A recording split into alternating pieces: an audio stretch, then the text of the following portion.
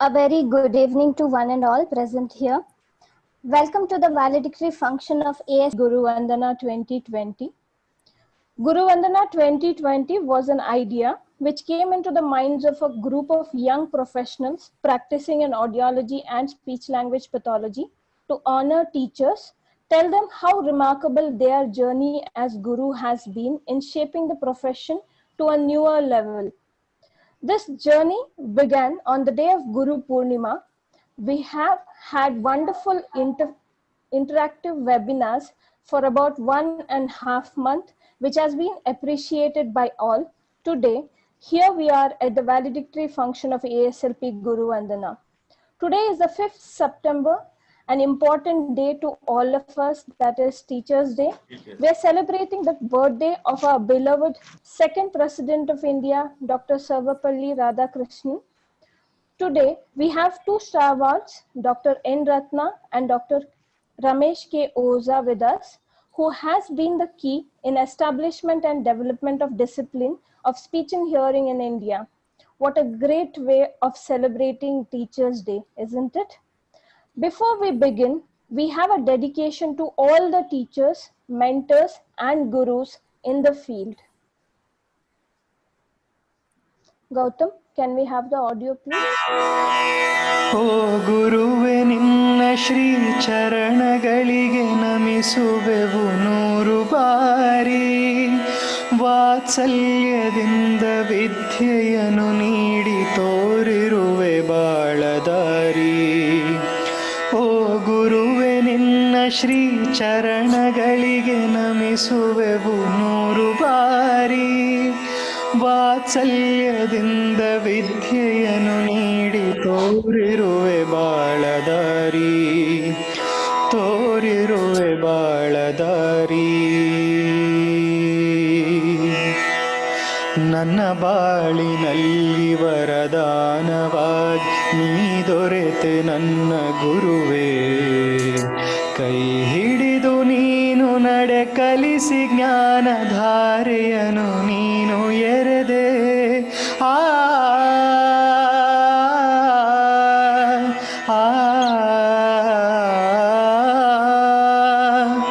ನನ್ನ ಬಾಳಿನಲ್ಲಿ ವರದಾನವಾಗಿ ನೀ ದೊರೆತೆ ನನ್ನ ಗುರುವೇ.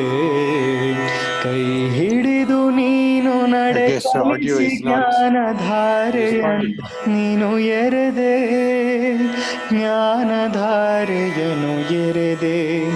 ಓ ಗುರುವೆ ನಿನ್ನ ಶ್ರೀ ಚರಣಗಳಿಗೆ ನಮಿಸುವೆವು 100 ಬಾರಿ.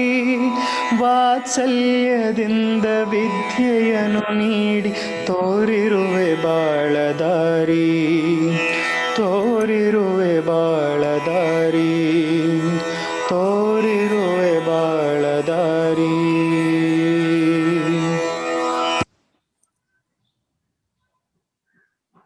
Happy Teachers' Day to all. Thanks to Girish, lecturer JSS Dharwad, for voicing out our emotions. Before we start, we have some announcement, some housekeeping announcement. Please turn off the microphone during the session. Keep your videos on to make your presence felt. If you have any questions to the guest speakers, please drop them in the chat box. Certificates of these webinars will be sent after 5th day from today, and there will be a feedback form. Please do fill it. I would begin with introduction of today's guest speaker, Dr. Ratna. He's a teacher of teachers, inspiration, mentor, and above all, a great human being who has given his life to the field of not just audiology and speech language pathology, but also many more. He has made contributions we can hardly put in words, but to name a few, Dr. Ratna was behind the establishment of All India Institute of Speech and Hearing and regional centers of National Institute of Hearing Handicap, as well as National Institute of Mental Handicap. For his extraordinary benefaction, he has been awarded with prestigious Padma Shri Professor S. Kameshwaran Endowment Oration Award, S.S. Ray Award, Bharat Award, Helen Keller Award, to name a few. And to add more, to his work. He's not just been working in the field of speech and hearing and rehabilitation, but also has worked in theater and drama as an actor, as a writer, and is equally successful. Sir would address the gathering on milestones in speech and hearing. It's a privilege to have you with us, sir. Thank you.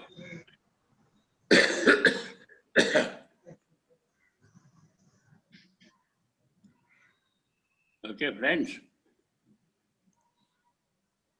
I start with offering my vandanas to all my teachers and my students who are my teachers and my clients who are my teachers, my own family who are my teachers.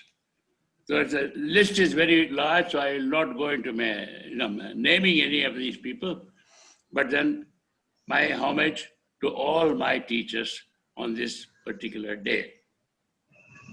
I am supposed to be speaking about milestones in speech and hearing in India, and I was a little confused really, partly because in some ways the milestones are overlapping with my own milestones in my life. For example, let's say I came back to India in 1962, doctorate in special education with speech pathology, audiology, education of the blind and education of the deaf behind me. That's in 62. To me, that's a milestone. It's a milestone for speech and hearing in India because I was the first one to come back with a degree. There are other people who did degrees, but they stayed back in America. I came back, and that's one milestone, yeah. But then when I came back, I should mention some milestones, which perhaps all of you are not even aware. One, of course, is the first speech clinic in India, I suppose, was established in AIIMS in Delhi. Of course, they didn't have any speech and hearing personnel. Initially, they started with only nursing staff, Mrs. Samuel, I think I remember one name, who were looking after the children in speech and audiology. And then, of course, the strangest thing is that the first post of speech and hearing lecturer in India was the Nair Dental Hospital, Dental College. And that was held by Mr. Charles Coelho. He was not a speech pathologist. He was a stammerer himself who had managed to control his stammering with a prosthetic palatal prosthesis. He would breathe through it and speak. And so he passed on the technique to other people and so started as a lecturer in speech pathology in Nair Hospital. When we came back, of course, when I came back, I was looking for a job, and luckily for me, the government of India put me on a scientific pool and then sent me to Bombay as a scientific pool officer. I worked in Nair Hospital with Dr. Hiranandani, and then, of course, also in AIPMR with Dr. Sant. At Nair Hospital, we started perhaps the first really authentic speech and hearing clinic, because I used to work in the mornings, and my very good friend Saker Cooper, then of course now she was Saker Mistry, she came and joined in the afternoon. So the two of us started the first official qualified speech and hearing institute, therapy, a clinic. And of course, I also went to AIPMR, where Kamala Deshpande was there looking after the needs of the aphasics, and I helped her there. And before I went there, of course, Dr. Duffy had been there, and he had taught her a few techniques of primarily matching, word matching techniques to be used for aphasics. Dr. Duffy, of course, OSA has spoken to us a lot about him, of how he inspired OSA into audiology and to set up a unit in speech and hearing in Nagpur later. Now, The other big milestone for speech and hearing in India was the visit of Indira Gandhi to Dr. Palmer's Institute of Learning, and she suggested to Palmer that he should come to India, visit us, and make a report and to record, to help create a project to establish a speech and hearing logopedics institute in India. So he came. Dr. Palmer visited India, went all around India, and then he kept looking for places. And of course, he was a very good friend of the Mysore Maharaja of Mysore. And Mysore Maharaja said, come, we'll give you land, we'll give you a place, everything. And then, of course, Palmer went around again. But then he later on decided that Mysore was a good place to start this institute because of the Maharaja's gift, of course, gift of promise of help and gift. And but by that time, of course, so some politics got in, and Palmer's report, we started on Palmer's report. Actually, Palmer had even started sending some people to India to teach. But then it didn't work out because something happened, and the support that was given to Palmer was withdrawn. So we ended up in Mysore with no help. And then, of course, but we were kind of adamant. We said, no, we'll start. I was an officer on special duty in Delhi Ministry, and my senior was General B.M. Rao, Lieutenant B.M. Rao, who had been the AFMC, DG AFMC. And he had retired there, and he came to Mysore as the director of All India Institute of Logopedics. So we set up the institute in Mysore on the 9th of August, 1965. That was a milestone. Incidentally, of course, 9th of August also happens to be the Institute Day for the AYJNIH in Mumbai, but that was in 83. That started in 83. So we started in Mysore with no support except by myself, and with actually no library also. I had borrowed 4 books from the DGHS library. And then in the meanwhile, I mean, while we started working, and we started planning with the university to set up our programs for teaching. And we thought we needed some people to join us immediately as staff. So we started having a MSc degree initially. So these were MScs from other fields, when they're graduates from other fields who would come in and have additional training in speech and hearing and get MScs in speech and hearing. The first batch of people were Manohar, Shyamala, Vyasamurthy, Pandale, a whole lot of people, 13 people. And then at that time, the other very big thing that happened to us was that Y.P. Kapoor held wonderful workshops in Vellore. And by that time, Oza had been in Nagpur. He had started a speech and hearing clinic there. Then he shifted to Mumbai. So Oza was in Mumbai planning for a speech and hearing training program, and I was in Mysore planning for our program. And we were 2 of us in that Y.P. Kapoor's workshop on speech and hearing. And Y.P. Kapoor was an ENT specialist, a very eminent ENT specialist. And he had a lot of other ENTs with us. And in the workshop, of course, we had a lot of discussions, but we decided to, Oza decided he was going to go and start with a diploma. And I said, no, we'll start with the university degree because the Mysore University was supporting us. So we started with the Mysore University. And so we started, there we were. Now the other big milestone for us really is the Isha. Isha was started in Calcutta. Isha was registered in Calcutta. And believe it or not, there were only 13 members in the first conference at Isha. And of the 13 members, only 2 of us were speech and hearing people. All the others were ENTs. Those are diverse, the only ones who were there. But then, thanks to our ENT professors, with all kinds of other tensions, whatever, but they were very nice to us. They helped us set up that organization. They helped us build up our programs. Hiranandani, Kameshwaran, Satyanarayana, Cooper, Banerjee in Calcutta, a lot of wonderful ENT specialists who helped us a great deal. And then, of course, in 1966, July, OSA started the first training program in India. And that was the Diploma in Speech and Hearing in Nair Hospital. And in October 2nd, we started the university MSc program in Mysore, October 66. So in 67, we admitted our students for the BSc. And of course, the first batch of BScs were wonderful. We had Nataraja, Nagaraja,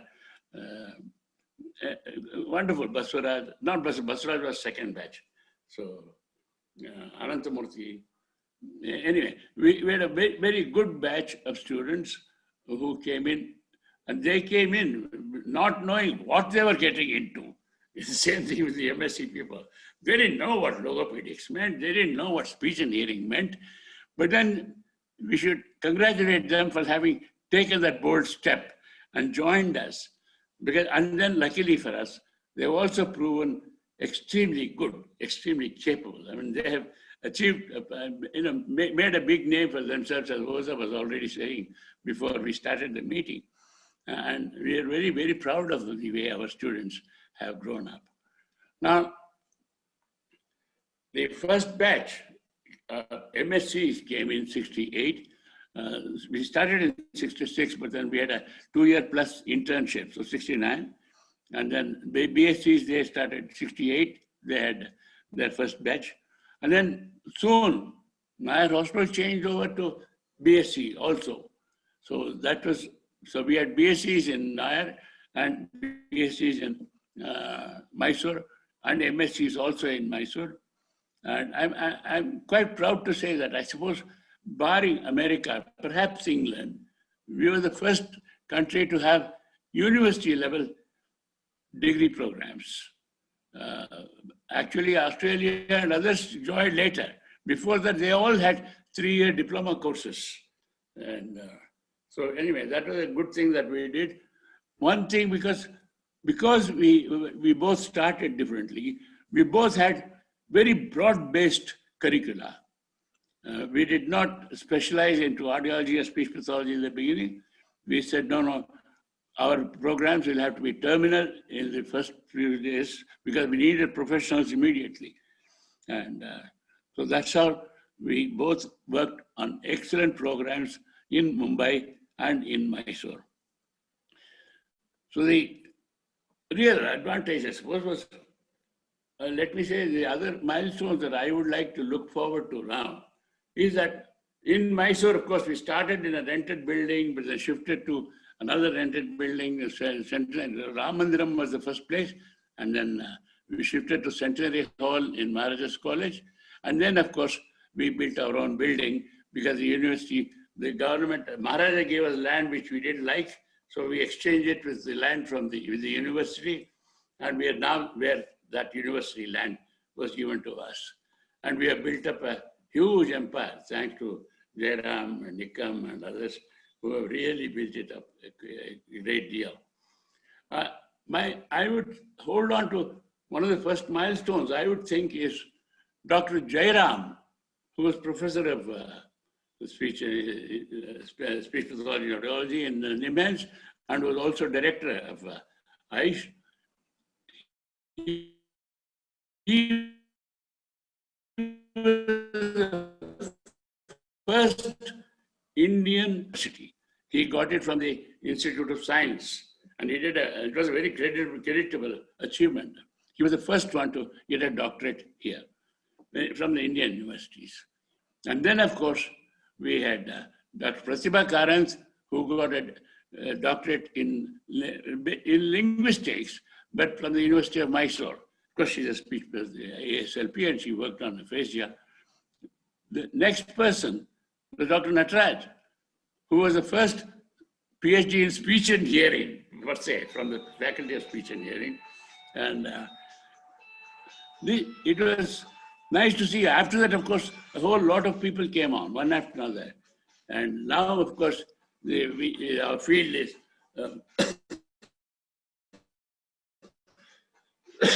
filled with a lot of people who have done their PhDs. Very proud of that because they're all doing extremely good work and they've all done extraordinarily well. The Institute of Speech and Hearing in Bangalore started soon after we started. And then, of course, came Manipal and came M.B. Shetty in Bangalore and KMC also in Bangalore. Bangalore, of course, ended up having 6 different training programs immediately, one after another, and very, very, very well done. And after that, of course, we also, the first good clinical service, apart from Mumbai, was started in Chennai at the government hospital with Dr. Kameshwaran appointing 4 speech pathologists, 4 of our students as speech and language pathologists. 1 hour in sightings differently. It's not 4, more, 6, 5, 6. Okay. And then that was a great achievement. And of course, Kameshwar was hoping to start a training program. Then it didn't work, but his nephew Ranjit has started the MURF much later. That's with Mohan Kameshwaran's help. That's much later. It came up much later. And then, of course, training programs went on everywhere. Clinical services initially started extremely well in Tamil Nadu. Tamil Nadu is still, even today, one of the best places, best states in terms of providing jobs for our people. They have decided that every district must have a speech and hearing person. And then next to Maharashtra, Karnataka was not very good at all. We had our training program, but we didn't have jobs under the government or elsewhere for our speech and hearing people. But that was one of the big problems. We had to keep fighting for jobs to be created. Because again, as I said, many people didn't know what speech and hearing was all about and what we were supposed to be doing. So 2 things we did. Both OZA in Mumbai and meaning we in Aish in Mysore, we went on camps. We went all over South India and OZA went all over Maharashtra and then held camps, creating public awareness, proving to people that something can be done for speech and hearing problems and something needs to be done for speech and hearing problems. And I think that has borne fruit. It's borne fruit because plenty of services have come up all over the country.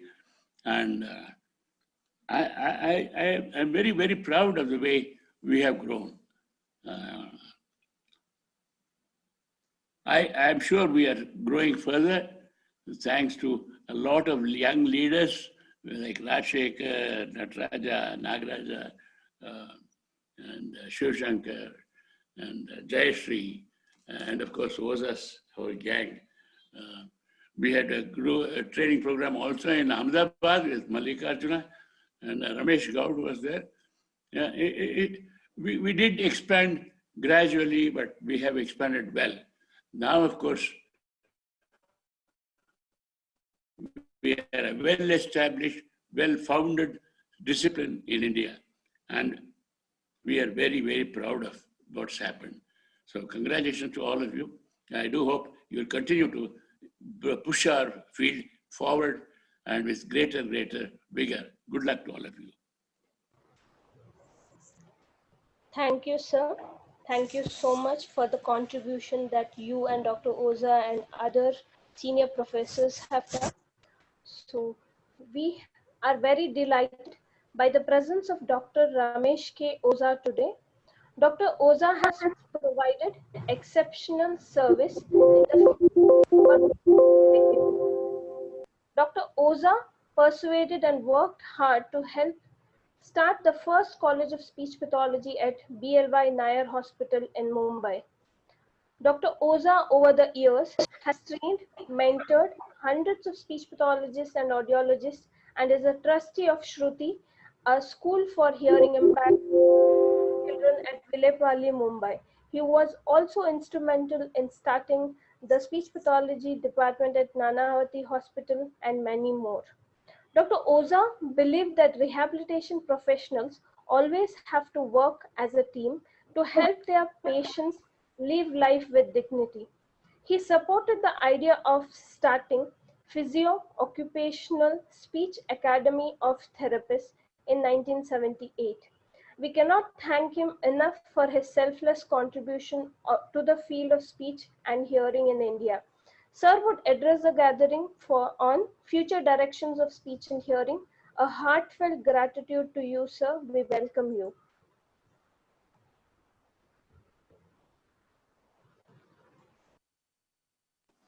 Can you hear now? Yes, sir. Okay.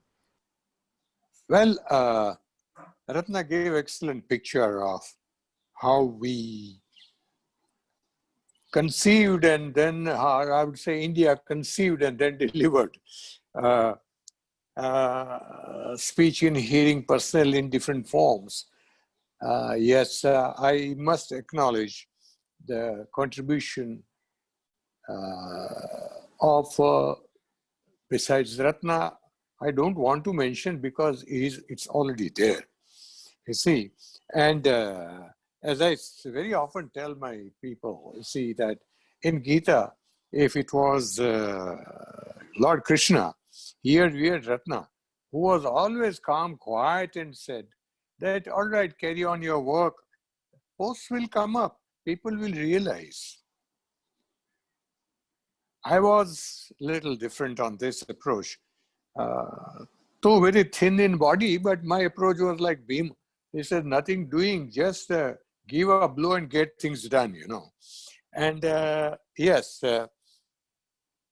we had excellent past in terms of developments in the training institutions, and now we are really made great progress. And this particular progress has made things so nice for us. Well, as I understand, we have nearly 7,000 people, 7,000 speech and hearing personnel.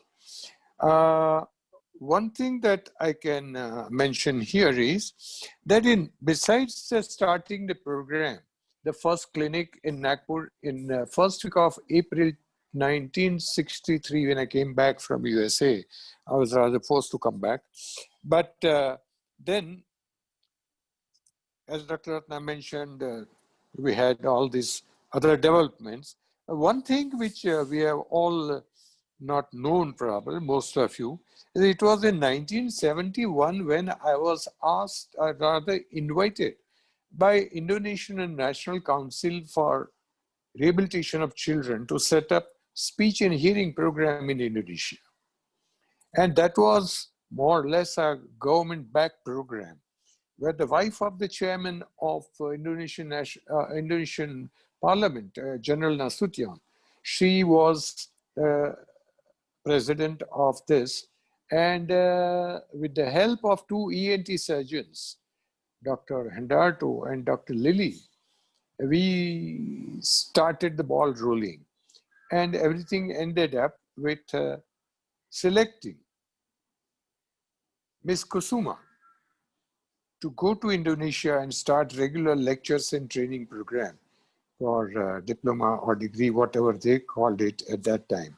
And also start the Academy of Speech and Hearing. So I think we did a little contribution in Indonesia also. And that is how they have got now a number of training programs and also centers. Yes, we don't want to just keep on talking about the past. We have 7,000 audiologists and speech therapists.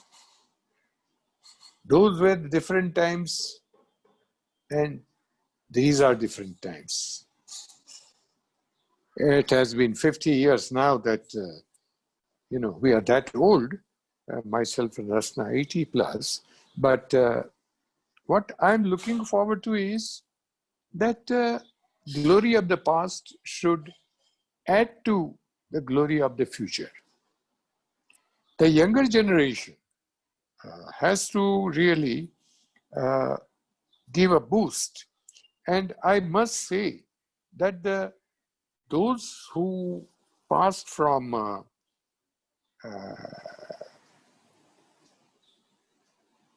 Aish, their contribution has been fantastic.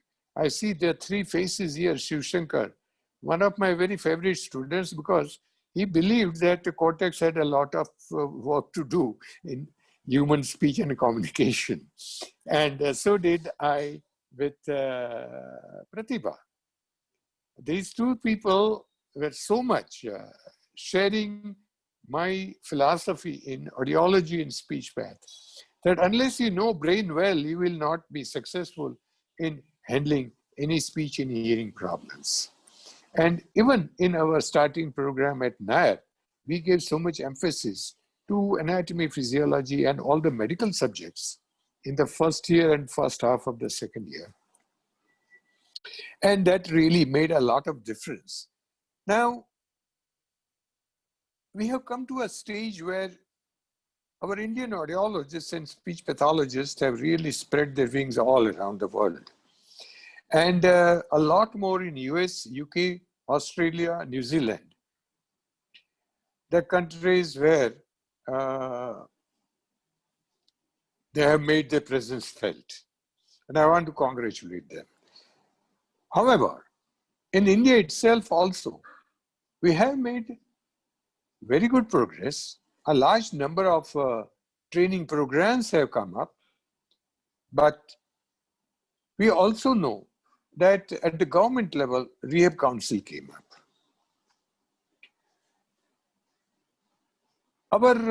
My wish was that we should be under the medical faculty, but I don't know how we got into this social welfare. But whatever it is, we have to accept it. Future has to be brighter than the rest of the world as far as India is concerned. We have to be a force to reckon with. We are all the present teachers, past teachers, and future that I see, including Preeti here, their contribution has to be very aggressive. Unless you are aggressive, you will never progress. I have always believed that to introduce any new specialty, you have to have godmother or godfather. And that godmother or godfather,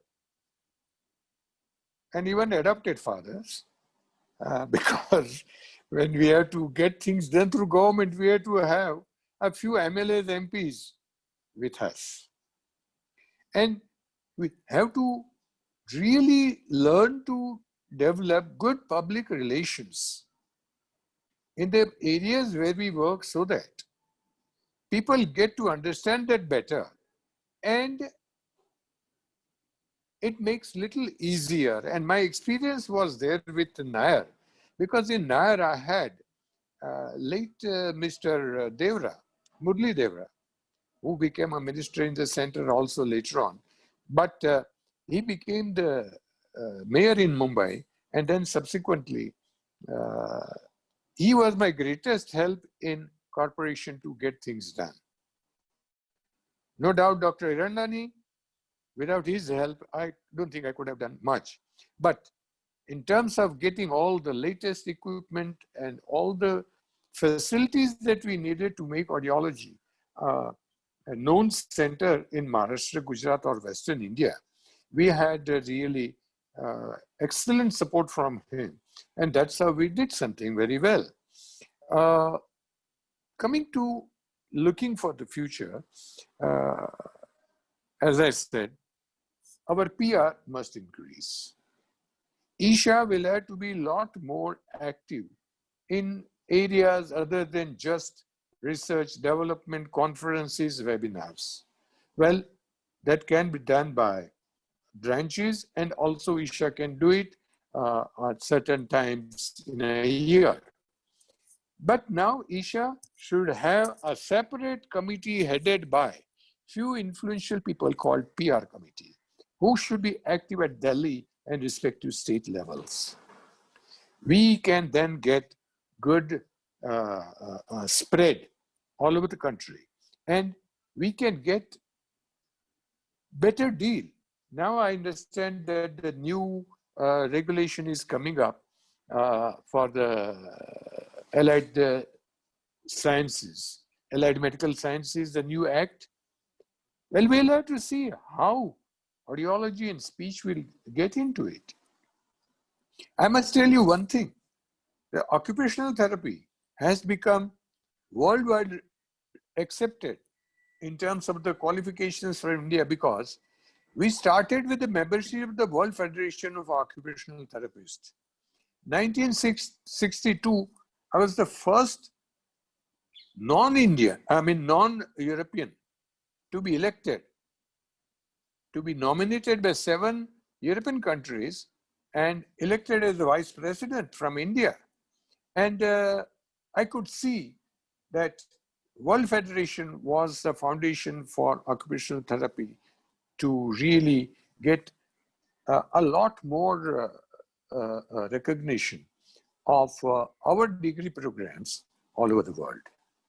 Same thing should happen with speech and hearing. And unless, as I said, you are aggressive, nothing will happen. We may be aggressive locally, but now we have to be aggressive nationally. And we have to make sure that we have our own council. In the meantime, I see the possibilities of regional councils in your respective states or the state councils. Let each of us work in our state to create state councils, have the common rules and regulations, so that registration of people who have to practice in that state will become mandatory. And unless we all work on that line, we will not be able to bring any pressure even on RCI. RCI needs to improve in terms of representation of in a proportionate way from the various regions of this country. I think they will have to think in terms of getting at least one representative on their academic committee from, as I feel and I suggest, that India should be like north, south, east, west, and central. And there should be one representative onto their academic and other committees, so that we have better views expressed at that level, and we can really push our agenda to a greater extent. Isha should have more teeth, and like we can take example of ASHA. The way they have expanded, the way they got recognition, the way they have the legal acceptance by the American government. The rules, regulations have really made it mandatory for everybody to have a certain minimum program, minimum certification, which is from ASHA. And then also various other laws that are controlling the, insurance and other things. And I think we have one of the most experienced person in this area is Kalyani Manke, who has been on the ASHA committees. She can also become a good guide for all of us as to how we can use that model and expand further. Speech and hearing is becoming more and more popular. More and more jobs have been created. And I must say that maximum spread has been in South India. Congratulations to all of you who have really worked. And I think the number of training programs in South are in many ways superior to some in the North. In Maharashtra, we have 3, and they are doing excellent job. All the 3, AYJ, and the one at Pune, and in Mumbai. Mumbai, we have 2, and 1 in Pune. So, but we need to really strengthen our teaching program better, bring in a lot more medical information in our courses before we can, work on the audiology and speech path and various conditions. But looking at the spirit with which our youngsters are working today, I see great future. But I also see that they all need good guidance, really a good aggressive leader who can help them find the ways and means of spreading the wings in the respective states and come forward. Internationally, we are already known for our work. So many of our Indian audiologists and speech pathologists are occupying very important positions, and they are respected such a lot. So I see a very bright future. And myself and Ratna will still be, keeping an eye on you from up above whenever we are there, you see. We are not going to leave you just, sitting quietly in your chair, warming the chairs. No, we are going to be after you. And this is the beginning of it. So better start working on it and make the best of it. Let us see that speech and hearing becomes one of the most sought after profession. Even in the industry, now, Made in India should become the our motto in terms of getting the equipment manufactured. Younger generation has problems. The number of the amount of money that they have to invest in these imported equipment. No, I think India is capable of producing such a high-tech equipment. Why not? We had one company who had developed Bera, done very well, and then it collapsed because the original team left. Let us try and make sure that Indian electronic manufacturers, in collaboration with the institutes, national as well as the local ones, develop this and bring down the cost of this so that our younger generation doesn't have to spend too much money, and yet they can offer classical services in audiology and speech path. Hearing aids, the same way, but we will have to develop. So that is what I can tell as of what we should be now concentrating on. But overall picture, if I take today, I think we have progressed a lot. And all of you, the faces that I see who are teachers and who are now retired, please don't retire. Don't retire, no. Start classes, special classes in your area of specialization. And even, I would say, couple of months courses, like, because our younger generation has to learn a lot, which they have missed. Clinical practice hours must be increased. All teaching institutions must send their students for minimum 1 month each in the hospitals and give them the experience of how different things are in the hospital and compared to what they do in their institutions. Private practitioners will ultimately have a bigger role to play along with institutions and academicians in those institutions. A combination of these two is going to make this profession a profession which will bring in more and more trainees from abroad.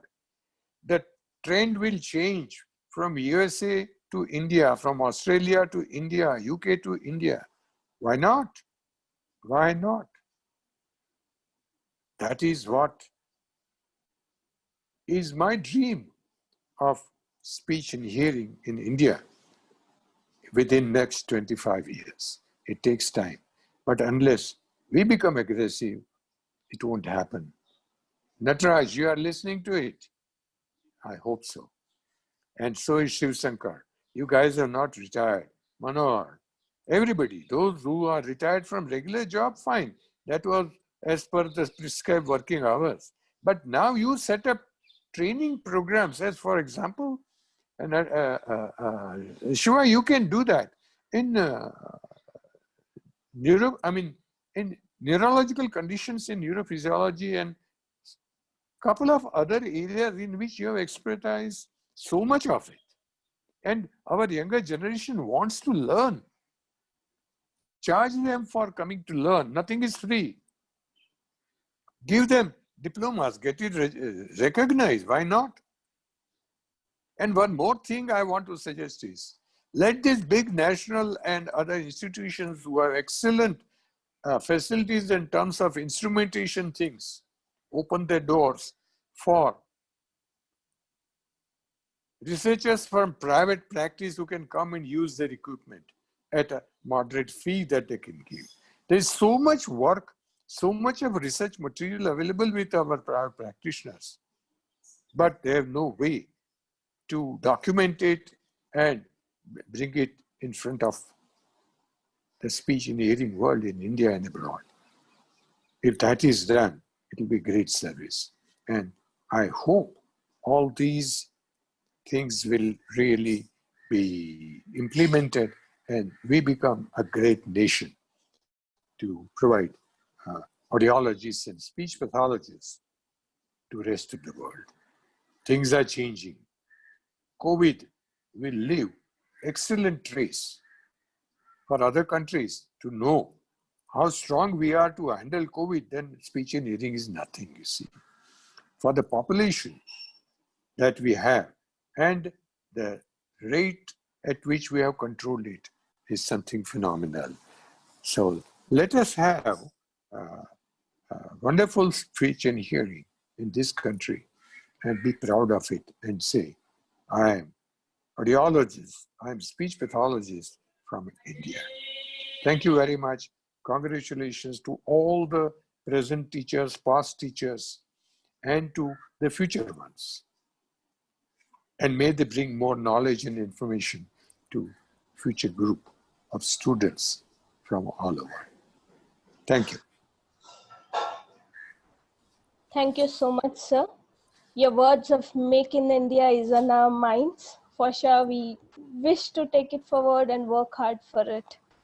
Now, we have awards for the competitions that was there during this Guru Vandana webinar series.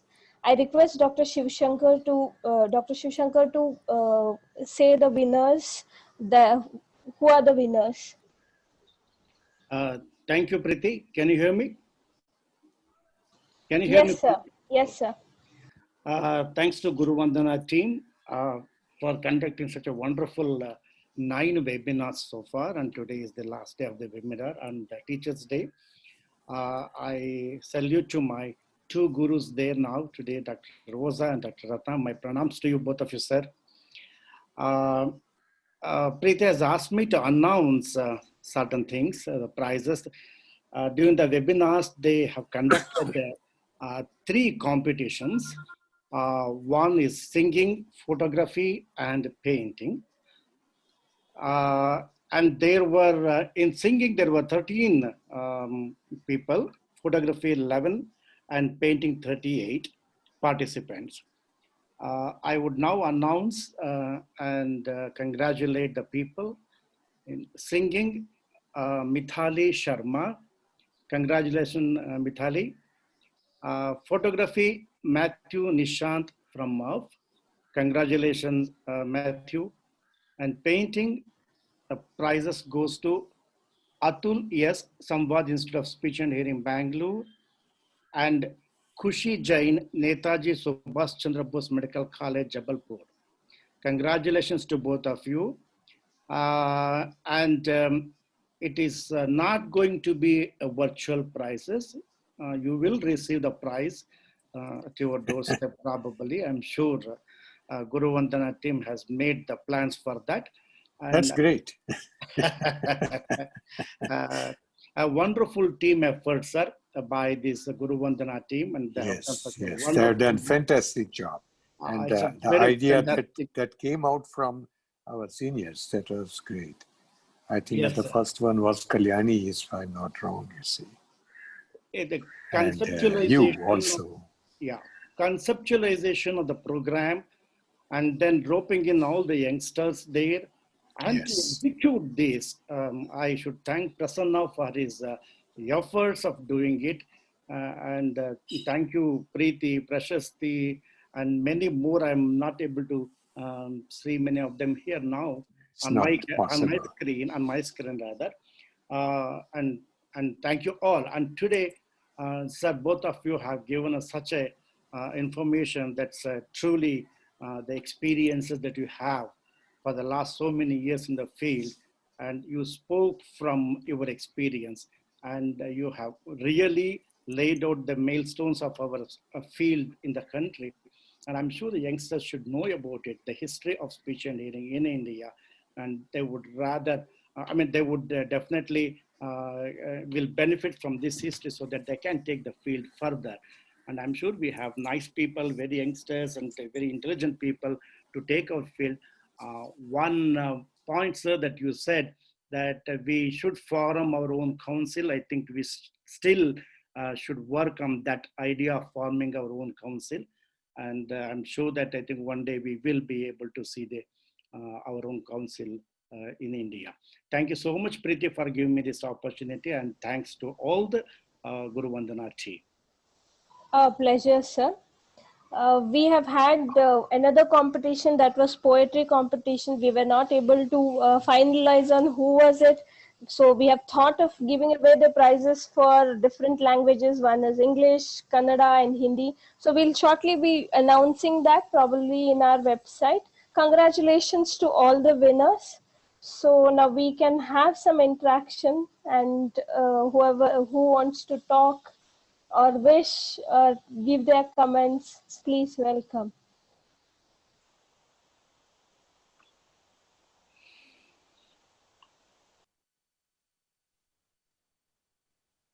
Raja? Rajshekhar sir. Bellu Rajshekhar? Yeah, I'm here. I am at a loss of words. And I thought, maybe, my seniors, Professor Rangasai, Narendran, Dr. Nataraja, so probably, I'll wait for them to give the comments before I do the final wrapping up. Sure, sir. Manoharan sir. Thiru Manoharan avargal.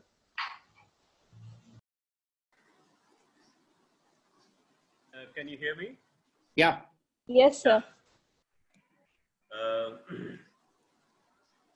This is after my college days. Again, I had lectures from our seniors and juniors and from our gurus. All the Guru Vandana sessions were very wonderful, and they were very informative. We have benefited a lot. And one thing I just want to say, that apart from this, Isha should have recognized private practitioner centers where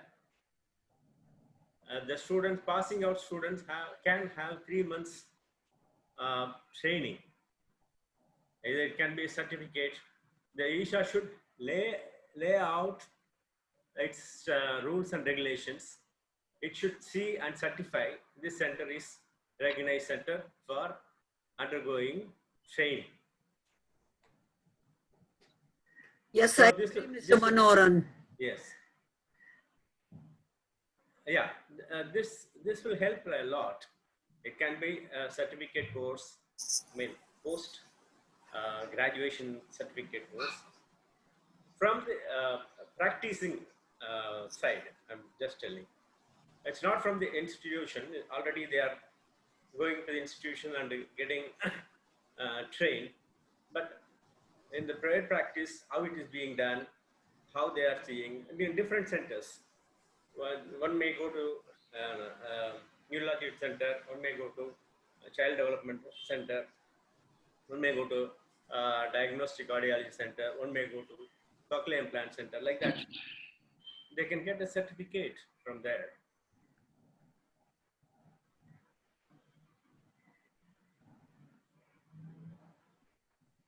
So this my suggestion, whether they shall take it up or not, they have to decide. Thank you. Thank you for wonderful events. Thanks for my. Yes. I have, Miss Preeti, can I take over? Yes, sir. Yes, ma'am.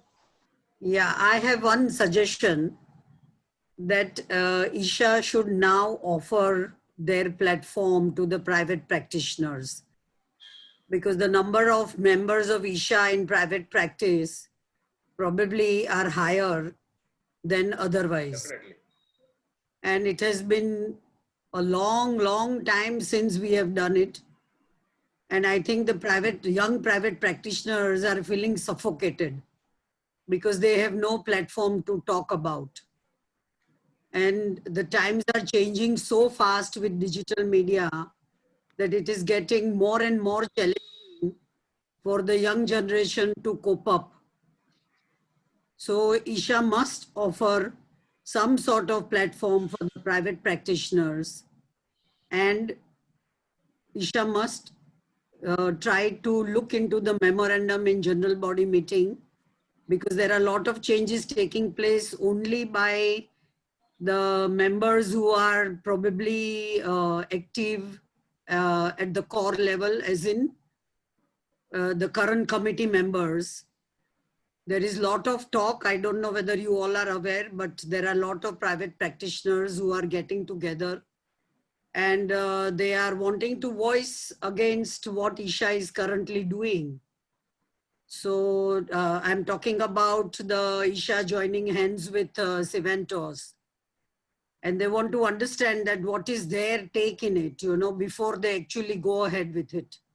So the memorandum or the constitution of Isha really needs to be, and we need to, now that we have this media, we need to have Isha meetings on Zoom before the conference takes place. It is easy to handle, so that there are more people who can voice themselves, and there are more people who can send it in writing.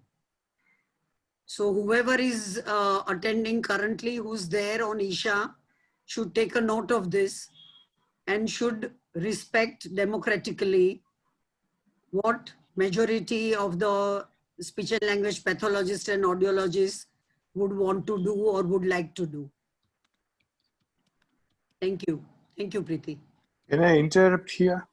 Yes, sir. Yeah, I finished, sir. Okay. I think with times we have to also change our approach. Everywhere but- in the world, there has to be cooperation Sure, between... but it has to be explained first. They Yes. know they are see- feeling very insecure. No, I don't think there is any reason to feel insecure here.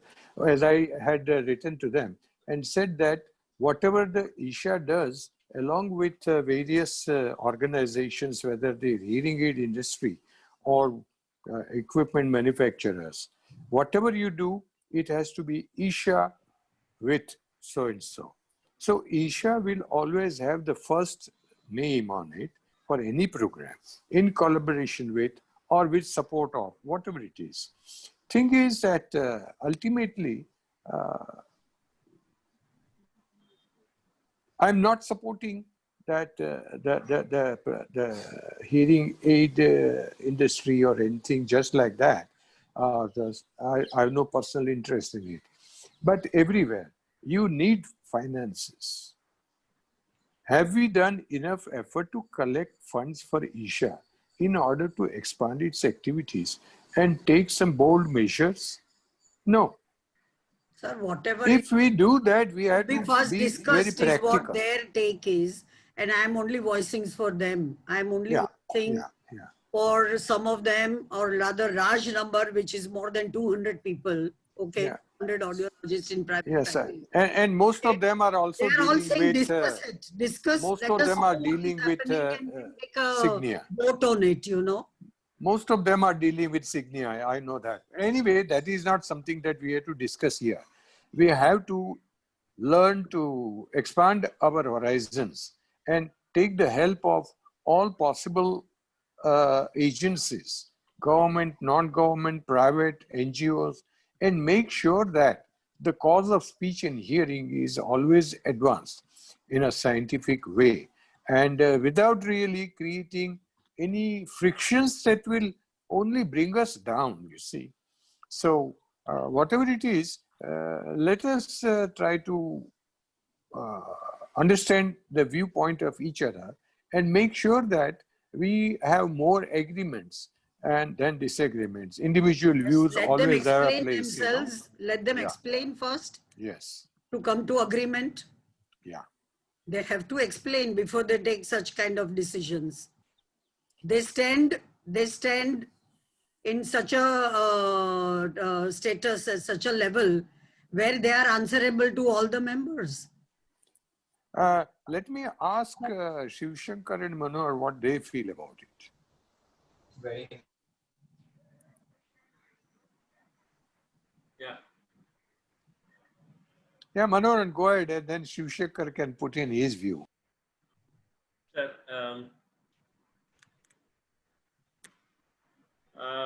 regarding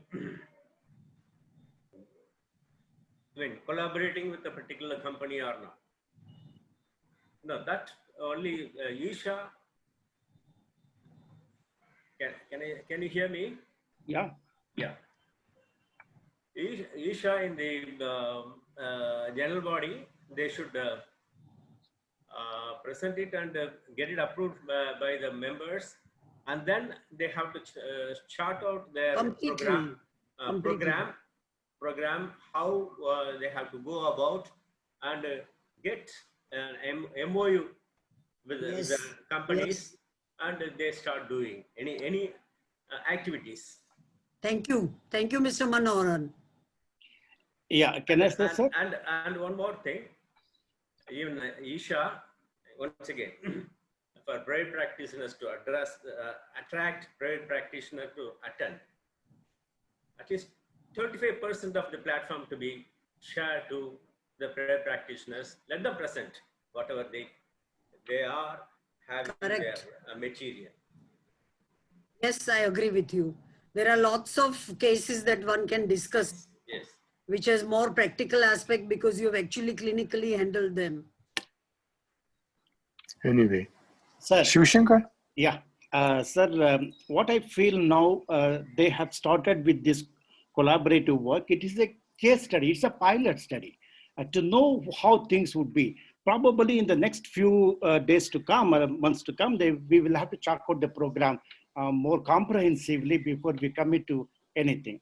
And secondly, what I would like to request is the private practitioner should also put in their efforts to strengthen Isha.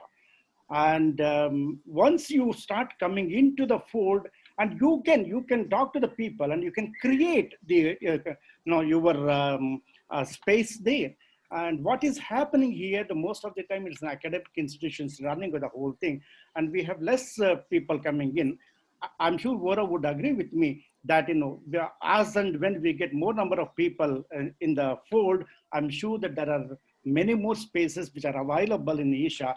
And let us financially strengthen Isha. Let us also strengthen by number. And all these things will help us to develop and expand our field in the country and to formulate a council, not just making one group and two groups and three groups, which is not going to help any of us in any way. Groupism. No groupism. It will not help us in any way. So let us build that inertia. Let us build that mass first. And then to build that mass, we need people from all the field. From everywhere, and that is most important to me. Okay, you see, there's one thing that I would like to say Sir, here. I would like to say something here. Okay, short, Mr. please. Shankar, I have always been your admirer. You know that we work together. I know. So, okay, and I agree. But all these levels come when a listening ear is given. Okay, the thing is, first you need to create a platform for all the members to be able to democratically speak up. Then only it can be created. If the people sitting in power, if they shun them in some or the other manner, it is not going to come up. If so many people are voicing it, there is some sort of insecurity which Isha needs to look into. Yeah, Shaila. Wait a minute. When we are talking about strengthening the financial status of Isha, it is a completely different issue to handle when we are talking about a private partnership. Okay, there was a time when private partnership, both me, myself, Manoharanji and Sir Oza, we were actually advocating it. And there was so much resistance from Isha. All of us know, and I don't know whether you know this, but we three of us know that we have been doing it. And at that time, there was not a listening ear to be given. And now suddenly the private partnership comes in without it being discussed in the general body meeting is something that is not understood by the members.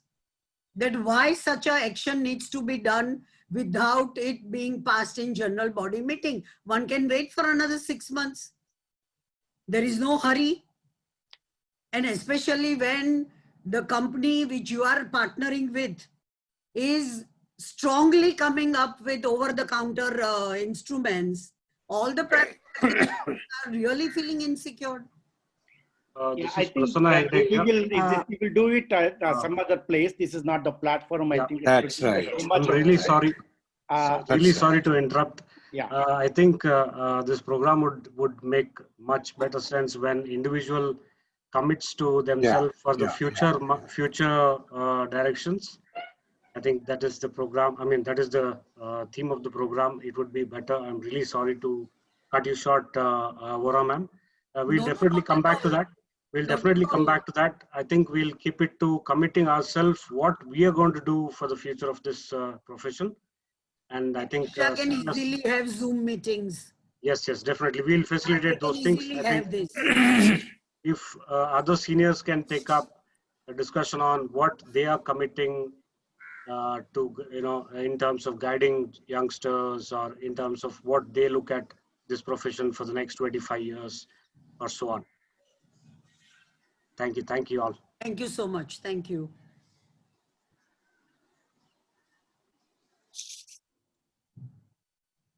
May I? Yes, ma'am, please. Yes, ma'am, please. Yeah, I just wanted to place on records my appreciation for this entire team. It's been beautiful work. And if I should say, it has definitely made my Saturday evenings productive during these lockdown days.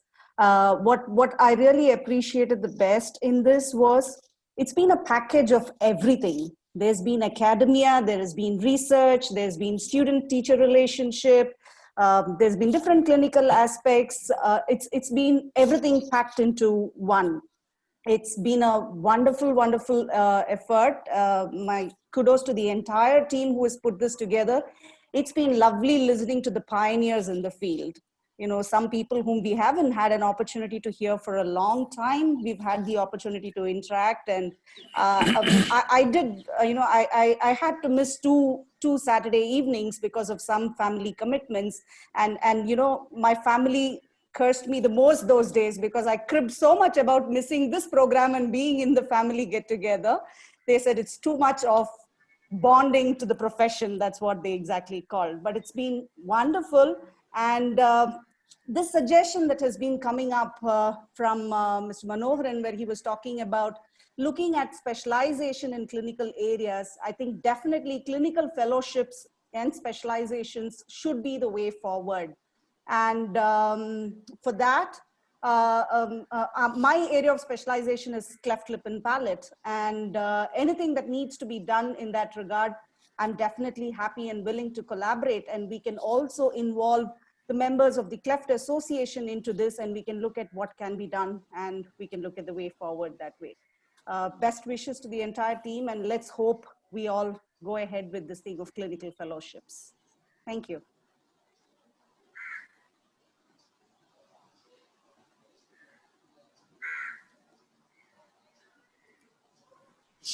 I think in the meantime, I'll just say that Sri Shankar, you mentioned about the attendance in the conferences.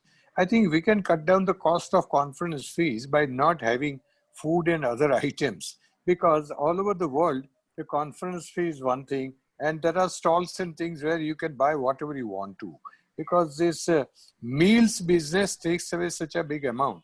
And not many people, even in private practice, can afford to spend that much, plus the hotels, plus transport and whatnot. So we should focus on cutting down on the registration fees and leave the rest of it to others. And second thing is that certificate for attendance could not be given if there is not full attendance as required. People sign and go away. I've seen that myself.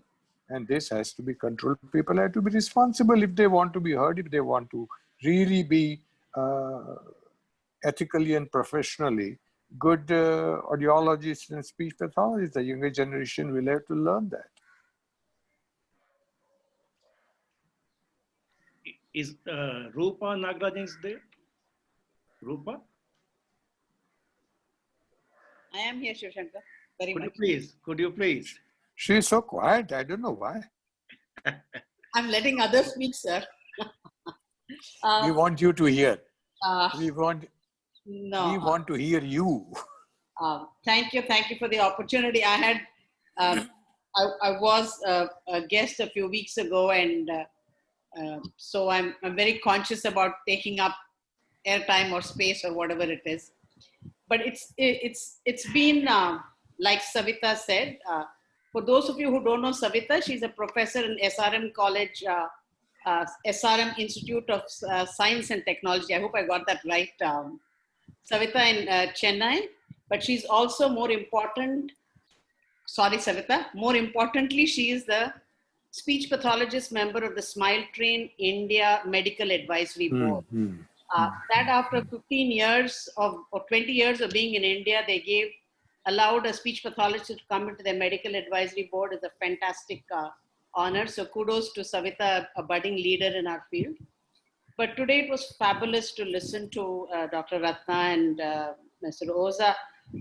Listening to Dr. Ratna took me back to my classes in BSc. And I have never ever forgotten. I still tell these stories in my class about going to camps.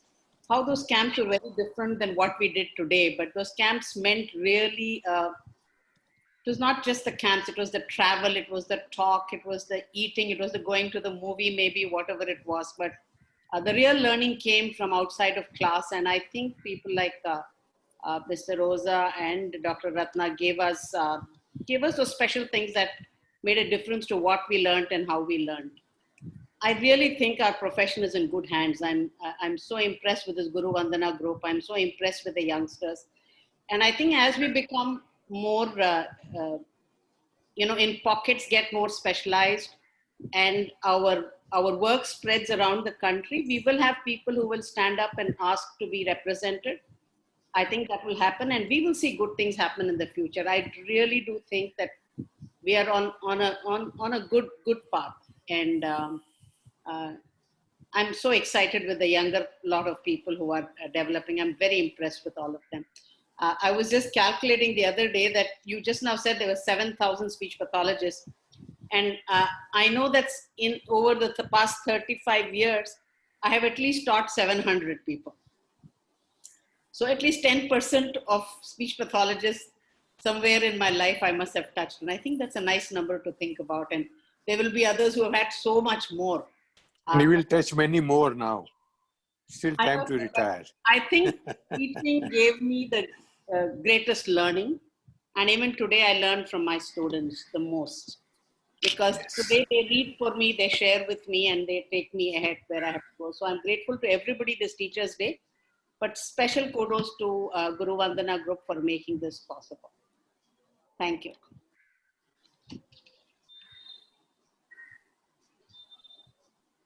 Sir, I would like to say. At last, Narendran is talking. We have heard Dr. Ratna and Dr. Oza telling about the growth of speech and hearing. They sowed the seed of speech and hearing in India, and now it has grown as a banyan tree and spread all over the world. And we are thankful to them and good teachers, all other teachers also. We are thankful to all, and we are privileged to have had good teachers like you, sir. And bringing all the teachers and others into limelight, we thank the Guru Vandana team for bringing the services. And we have, from basic speech and hearing, we have spread to other fields like swallowing and other areas. But still a lot more to be done on spreading it wide, like industrial audiology and public speaking and other. There are many other areas also. We had touch, and I think according to the interest of the individual, they can go ahead, and scope is there quite a lot in other areas too. And whenever we meet, actually the academic people are more in number than clinical practitioners. So that's why in a democracy, we are not able to voice as much as the academicians are voicing it. So that is one of the shortcoming of our practitioners. And I think it should be more of interactive.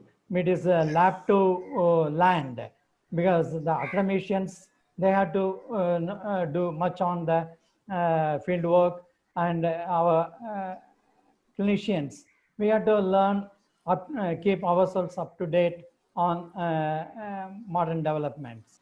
So when we do that, I think our services will be felt much better, and we have to take it, as Dr. Oza said, to the top level to get it more recognized. And for that, the genuine service is more needed, and hope we'll be able to do that. We thank you all, sir. Okay, can I? Yes. Right. Thanks, Mani Annan. That is Narendran. I call him as Mani Annan. Okay. Now, I think today's session with the two icons of our specialty, Dr. NR and Professor RO, N. Ratna, Naratna, and Ramesh Oza, has been very, very heartening, I would say, and most gratifying. So though it's 4 decades or maybe even 5 decades for some of us, it's not the duration or the time has not really dimmed our awe for these two legends. I still remember looking at Professor Ratna or Dr. Professor Oza when they spoke with my mouth open, and somebody said, hey, bhai mucho illidre olagade nadru nona hogbidutare. That means you have to close your, your mouth. Such was the fascination, that kind of hero worship that I had for these two people. Because they really made an impression on the youngsters by the way they conducted themselves, the way they expressed, the way they gave us the, nuggets for us to think about as to how we have to handle ourselves as professionals. Most of us who trained under them have knowingly or unknowingly, we have emulated them, their demeanor, the way of talking, expressions, maybe may not be partly true, and all this kind of things, all of us, thought that it became a part of us, but if only we had succeeded in imbibing at least 10% of their virtues, I'm sure our specialty would have been still much, much higher. And I'm sure that the youngsters will definitely imbibe much more than what we, people of the second order, have done it. But Dr. Ratna was an embodiment of patience, resilience, simplicity, down to earth, and, a little quiet, as Professor Oza rightly put it. Professor Oza was assertive, aggressive, flashy, colorful, which is, the typical Mumbaikars version of, of personality. You picked up that from me also. Yeah, a contrast Flashy, between always a well dressed. a contrast between Sandalwood and Bollywood, sir. Okay, but both have contributed immensely, I would say, to the growth of our profession. I think nobody has any doubts about that, and we are fortunate to be around during their glorious years. Summing up and also endorsing the views as put forth by Tirumadi Savita Amma from SRM, the whole series of Guru Vandana, right from the starting, the first one to the end of it, I've been very fortunate not to have missed even one of that. I thought usually, I would just, maybe I would check in and then maybe after some time show my face and then go out. But I sat glued to my chair all these 6 or 7 weeks it went about. The whole series of Guru Vandana was a Saturday delight, a Saturday evening treat, a Saturday bonanza for all of us. As Rupa rightly pointed out, it was all delicacies, an avial of so many issues, pan-India, pan-issues, which was served on a platter for all of us for 2 hours, 2.5 hours.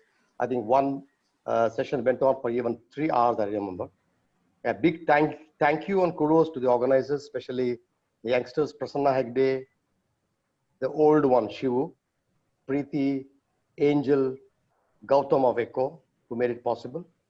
I wish to, at this juncture, recollect and remember our seniors. I think, I've tried to, jot down, maybe I've missed somebody, but it's not intentional. I wish to recollect the contribution and the mentoring of our generation by Mr. P.D. Manohar, Dr. Vyasamurthy, Mr. Pandale, Mr. S.S. Murthy, who taught us electronics, Mrs. Saraswati Menon, Dr. Nataraja, Naganna, that is Dr. Nagaraja, Vijayalakshmi Basavaraj, Rangannan, that is Rangasai, Manoharan, right? The first speech pathologist of Tamil Nadu, we call him as Thaikku Thalaimagan, the first one in Chennai, Narendran, Rupa, Dr. Pratibha Karant, my own classmate G. Purushottam, Vijay Kumar Gowda, Mallikarjun Ars, Kemcho in Ahmedabad, and Kalyani Mankeji, who made a name for herself and made the profession in hearing aid, something which, I have sent our students there for internship to her clinic 6-7 years back. They've all come back saying that they have learned the real nuances of what is private practice with ethics and with, respect for the professions. And of course, Geeta Gore, Dr. Uma, and I think many more. I think if I miss them out, I wish to take this opportunity to remember all of them and thank them for their contribution. And I sincerely hope that they would continue. Okay, those of them who are alive will continue to guide us, and the younger ones will take over and then make sure that we stand tall in our profession, and we are second to none. Okay, as far as whether it be academic services or clinical services or research or administration, I think that should be the motto. A big thank you and kudos to the team which conceived the idea of a Guru Vandana, how they began and how they've ended it. Thank you, and I'm really overwhelmed with appreciation and with the gratitude to the organizers. And today was the finale to the great event. Seeing two of the icons on the stage, right, and in their own style, and then I was taken back to my old days, and I wish that I could rewind and then go back to the first year, and then stay with Rangasai and Basavaraj and Narendran in the hostel, right? The first hostel that we stayed in Aish. And we had a cook, who served us with upma, right? And all of us, learned how to keep our mouth shut, because we couldn't open our mouth because the upma was so sticky that it like a gum, right? Our lips were sealed and we couldn't open our mouth. I wish I could go back and do all that. But anyway, times are changing and we have to also change the times now. Let's hope that the corona will change and give us more flexibility and more freedom to move around. Thank you. Guru Vandana to my gurus and to all my seniors.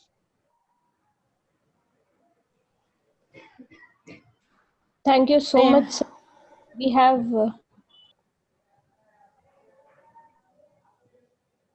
I think Gayatri ma'am is there, Madhuri ma'am is there. I request all of them to come. Kalyani ma'am wants to say something. I'll just say for 2 minutes, please. Just yes, my appreciation to Guru Vandana team.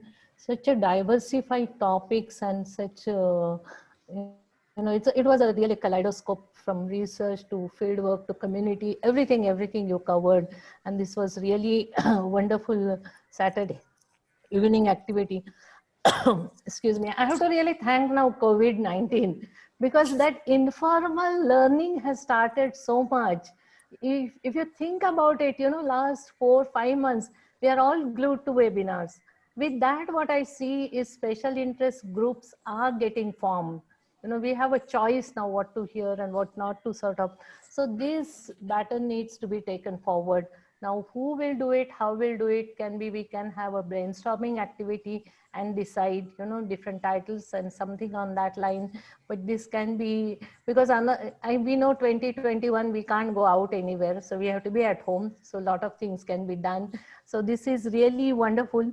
There are professionals who have 15 years plus experience have a lot to offer. And I all the time feel identify those people and just make them speak who they are and what they are doing, what kind of advocacy work is they are doing. Because I think our speech and hearing profession will grow only if we work for advocacy. Other than that, people should know us. It's not the policy makers, that's one part. But the common man should ask for speech and language pathologist. Common man should say, the audiologist or something like that. And unless we create this awareness, nothing will happen. So this is a wonderful platform. Let's work for new normal. This is now the new term we use everywhere. So new normal with informal way of interacting, learning. Please continue this wonderful activity, maybe another different title or something. So thank you once again giving me opportunity to be part of this program, and for all the people whom I have learned different things. So thank you everyone, and namaskar. Thank you. I'm sorry, I forgot to mention the name of Professor Dattatreya, who was also a guru.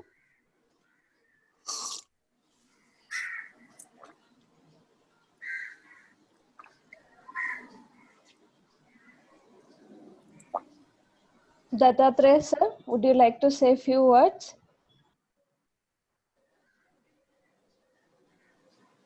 He was the real beam of our specialty when he was in Aish. We used to call him as Clint Eastwood of Aish.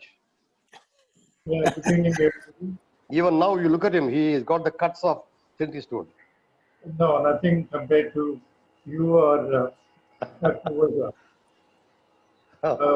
Priti said a few words, so I'm a man of few words only. But pranam to both the gurus who have taught us, guided us, showed us the way. And great job done, Preeti and team, or Guru Vandana team, I could say that. Novel concept, and as Dr. Kalyani said, the COVID pandemic has taught us novel ways, and this definitely is one advantage of that. Please keep it up. I think every September, I think at least 4 Saturdays you can have this Guru Vandana. All the best. Thank you, sir. Hearing you. Thank you. Thank you, sir. Team, may I say a few words? Yes, ma'am. Good evening, everyone. And I've totally enjoyed Guru Vandana series. It was a great concept and brought us all closer together in so many ways. The whole, we could meet our seniors and our juniors, and whole programs were planned meticulously with nice questions, and everything was really good. As Rupa says, the profession is safe in the hands of the next generation, and I applaud the team. Thank you very much. Thank you, ma'am. I think Prakash sir is also there. Sir, few words. Thank you. I think everyone has endorsed and said several things. Only thing I would want to reinforce is just like how we are talking about clinical fellowship, we should also have some things for who venture into academics also, who become teachers of speech and hearing. So we should also have some fellowships or some training to become teacher in speech and hearing. So and more clinical activities are done. So there should be a good blend of academic and clinic, and for that there should be some amount of training as how to become a teacher for speech and hearing, and so that is important. A number of programs have increased across the country from the time Dr. Ratna and Professor Oza has started to what we are in last 50 years. So many things have changed, and we have been recipients of several benefits all of you have worked through, and the profession will continue. And I think as what you are all dreaming, it should happen. So that will happen only when we focus our energies into clear directions with good expertise, so that we become the leaders for the rest of the world. So clinical fellowships is one important area. I think academic fellowships, which is essential for training the teachers. It's important. And appreciations to the entire team of Guru Vandana. Thank you for great opportunity. I mean, as Kalyani ma'am said, Rupa ma'am said, Rajshekar sir said, it's been a great 2 months, almost 1.5 months. It's been a great time where across generations you try to connect. You had several listeners. We had opportunities to hear from several people in a very light but very thoughtful manners. So it was very great evening. Thank you.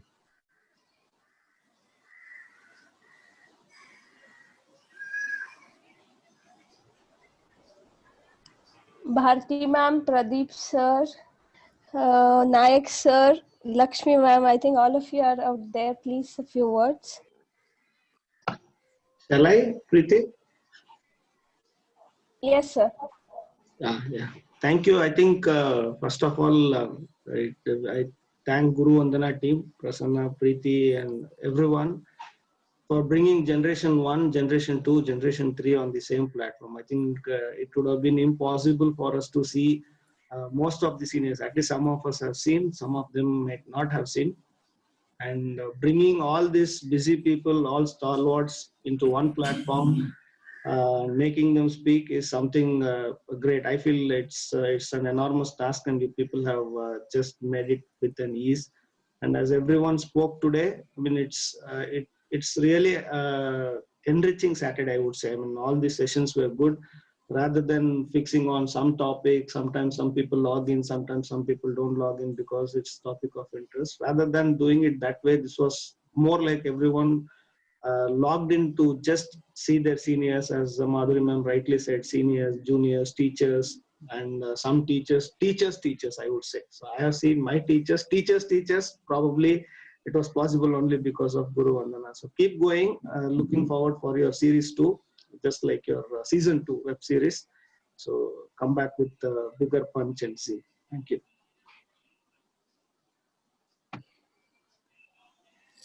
Can I speak, Preeti? Yes, ma'am. Yeah. Hearing all of you all these days, I can say that our profession is in safe hands. That's all I can say. Congratulations once again. And I don't think I have learned this much in many years, what I have learned in the past few weeks. Thank you all. Thank you so much.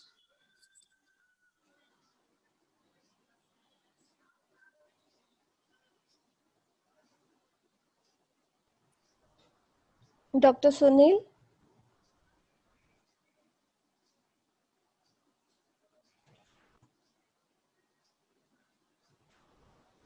Lakshmi ma'am?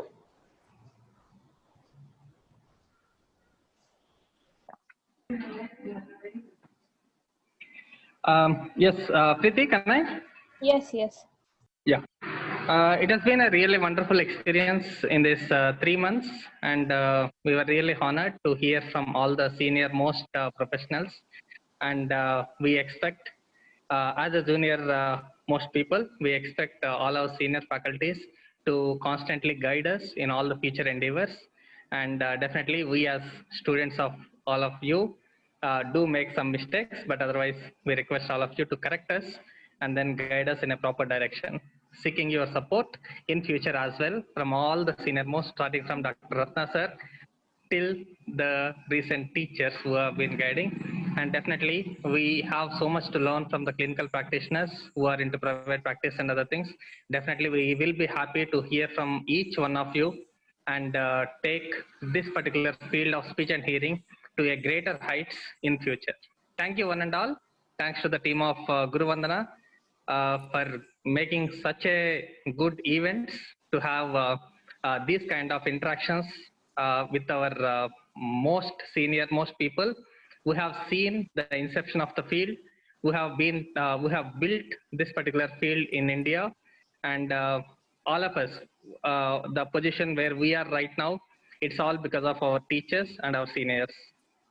Thank you, sir. Thank you, every professional, every senior person and the juniors for making this particular field such a wonderful. And I feel I'm luckiest to join in this field because this kind of interaction is not possible in any other field. This I can say it very openly, and this I can say it very strongly, that I have an interaction with a person who has been instrumental to start this particular field in India, and this kind of relationship is never ever there in any other field, and that's where I'm proud of all our senior most faculty members and senior professionals. Thank you, everyone. Looking forward to hear from all of you, even in future. Thank you. Satyendra.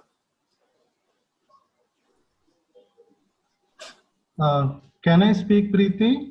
Yes, yes, sir. I'm Animesh here. Prasanna, don't smile. Okay. Pranam to all my gurus. I will not switch on the video because I am not in a condition to switch on the video. Okay. My pranam to all my gurus. I can see so many gurus on the screen. To be frank, I am lucky enough to be a student of Dr. Ratna. And I had an opportunity to have a one-to-one interaction with Dr. Ojha sir. I have always admired him. Whenever I have seen in the conference, the way he puts his words are excellent. So to be frank, we are missing a lot from our sirs, the gurus, Dr. Ratna and Dr. Ojha. They can guide us, they can guide our students in so many ways, especially by soft skill, counseling, and administration and all that. Just a few things I would like to say here about, I was happy that the issue what Rupa Madam has raised regarding syllabus modification. I totally agree with Rupa Madam. That the UG syllabus is overloaded with theory. I think it is not required at all. The focus is being lost there. And unfortunately, when the UG syllabus is being formed, is only the academician who play a major role and they don't know the ground reality. So I feel if the people who are working in a corporate sector is also involved in modification of UG syllabus, if not PG. I feel the PG can be more of research, teaching and all that, but all those components can be removed from UG and can be made it more clinical based. So that is the one thing which I feel it is required to be done immediately. And I do agree the specialization is required. I think somebody has already suggested saying that certificate course can be started. And I think the RCI need to do a lot on that, because I have seen they do sit with the papers and they don't really act on it. I think we need to look into that also. So with this, I would like to thank Guru Vandana team for their excellent work, and hope to see such program again and again in future. I'll be happy if you can make Dr. Ratna sir and Dr. Ojha sir to speak more and more and interact with us, because we have got so much to learn from them. Thank you. Thank you once again.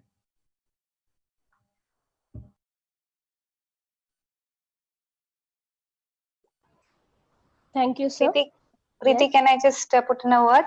Yes, yes. Oh, I once again say pranam to all my teachers here. And probably as somebody put it just a few minutes ago, I think I'm probably Gen 2 here, Generation 2. It's between 1 and 3. So listening to all what everybody has been saying here, I'd like to come on record to say that I am willing to mentor. So I just hope that other professionals like me will also come forward in whichever area of specialization, like Dr. Ojha mentioned before.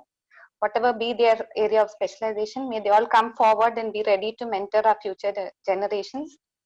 Because I feel that like an earlier thing of the clinical fellowships came up during the course of these lectures.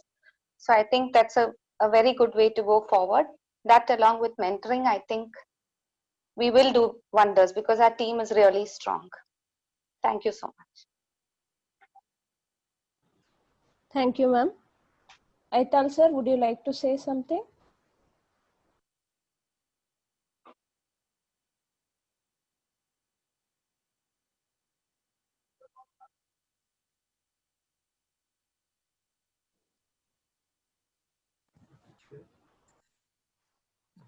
Yeah, thank you. I really thank you. And it's nice to hear from Dr. Ratna and Professor Oza. It shows the foundation of how you studied when you are there in Aish, and you have been successful, even though we come out of Aish. My contribution to the Guru Vandana is minimum, but however, I learned a lot. And also it's nice to see that many young people and young generation taking up the profession and serving it. So thank you all. Thank you, myself and Ratna are still young, huh? Don't forget that. No, sir. Yes. You are, sir. Who? Well, nobody can dispute that. Just joking. We would like to go ahead and acknowledge. Prasanna, would you like to talk? Yes, just a quick word.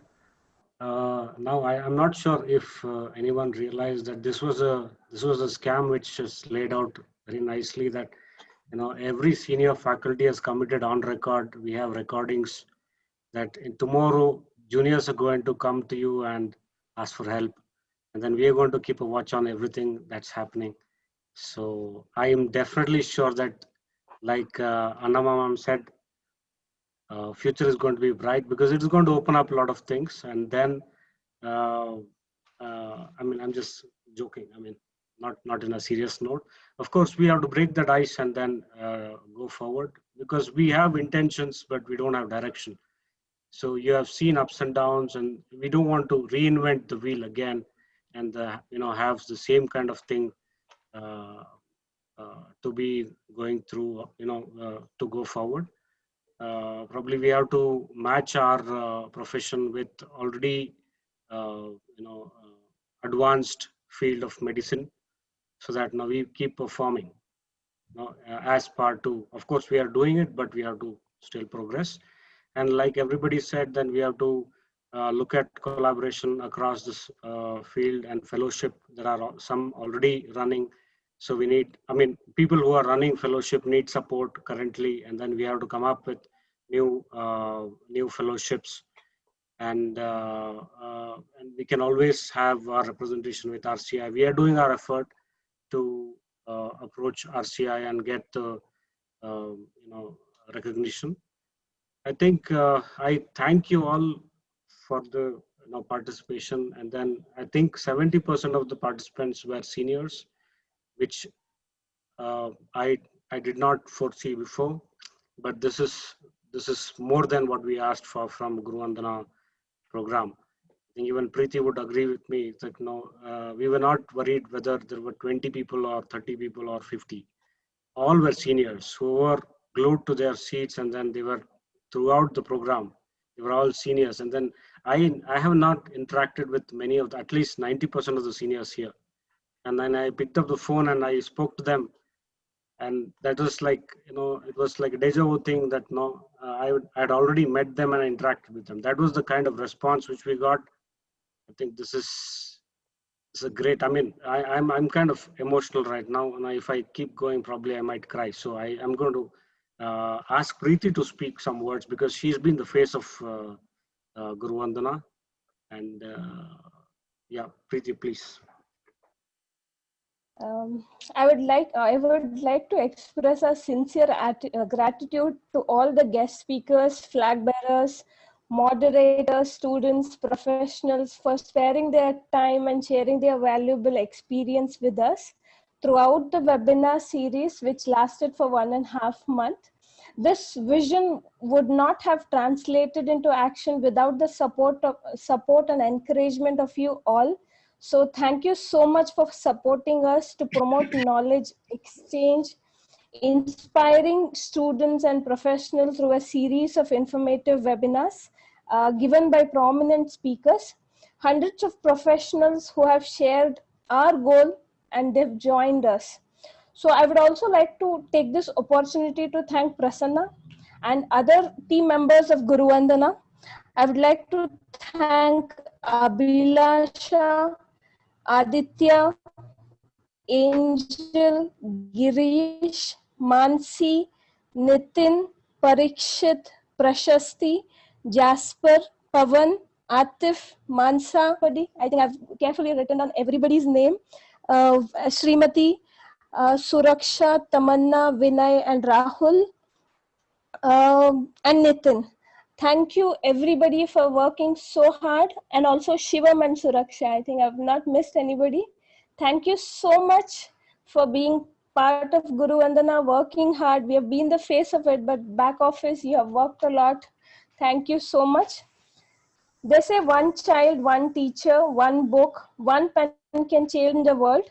And I would like to take this opportunity to thank all the teachers in the field of audiology and speech language pathology for their endless contributions in shaping the profession in India. Thank you all. Gautam, can you go to the next slide?